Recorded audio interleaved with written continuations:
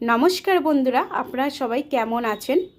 আজ আমি বানাবো ছোলা কচু দিয়ে গোবিন্দভোগের মুড়ি ঘন্ট। এই ছোলা কচু দিয়ে মুড়ি ঘন্ট রুটি ভাতের সাথে খুবই ভালো লাগে। তবে আমি প্রথমে ছোলা কচুগুলো আমি কেটে নেব। আমি টুকরো টুকরো করে ছোলা কচুগুলো কেটে নিয়েছি। দেখুন, আলুটাও কেটে নিলাম। এবার আমি একটু গরম জল দিয়ে ভাপ দিয়ে নেব। আমার লাগবে 1 কাপ গোবিন্দভোগের চাল। কড়া থেকে তেল দিয়ে দিলাম, দিয়ে এবার কচুগুলো আমি ভেজে নেব। যদি কচুগুলো ভেজে নিলে কি হয়, যে লোদ একটা ভাব থাকে, ওই লোদটা থাকবে না। নাড়াচাড়া করে নিচ্ছি নুন হলুদ দিয়ে। কচুটাকে আমি একটু ভালো করে হালকা করে ভেজে নেব।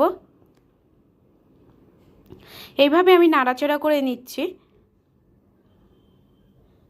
দেখুন, আমার কচুটা হালকা ভাজা হয়ে গেছে। আমি এবার তুলে নেব। এবার ওই তেলে আমি দিয়ে দেবো জিরে, তেজপাতা, শুকনো লঙ্কা ফোড়ন দেব। দিয়ে আলুটাকে আমি ছেড়ে দেব। দিয়ে ভালো করে আমি একটু হালকা লাল করে ভেজে নেব। এবার আমি দিয়ে দেব চালটা দিয়ে আমি ভালো করে একটু নাড়াচাড়া করে নিয়ে হলুদ, আদা বাটা, লঙ্কা বাটা, জিরে বাটা, তবে এখানে আমি সম্পূর্ণ এটা কাঁচা লঙ্কা দিয়েই বানাবো। আপনারা পারলে একটু কাশ্মীরি লঙ্কা দিয়ে বানাবেন। দিয়ে দেবো আমি ছোলা কচুটা দিয়ে আর একটু আদা বাটা, লঙ্কা বাটা, জিরে বাটা দিয়ে দিলাম। দিয়ে ভালো করে আমি সবজিটাকে ভালো করে কষিয়ে নেব। এইভাবে নাড়াচাড়া করে ভালো করে সবজিটাকে কষিয়ে নিতে হবে।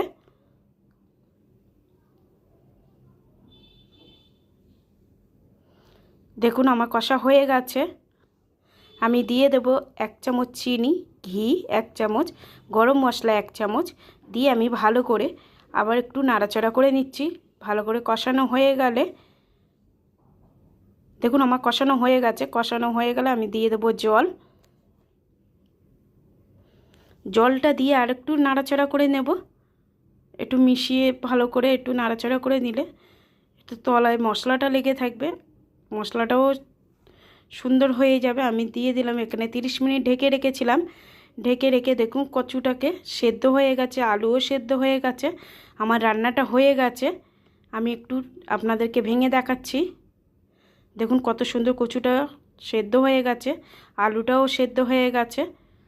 এখানে আমি আর কোনো কিছু দেব না, আমার রান্নাটা হয়ে গেছে। এবার আমি নামিয়ে নেব।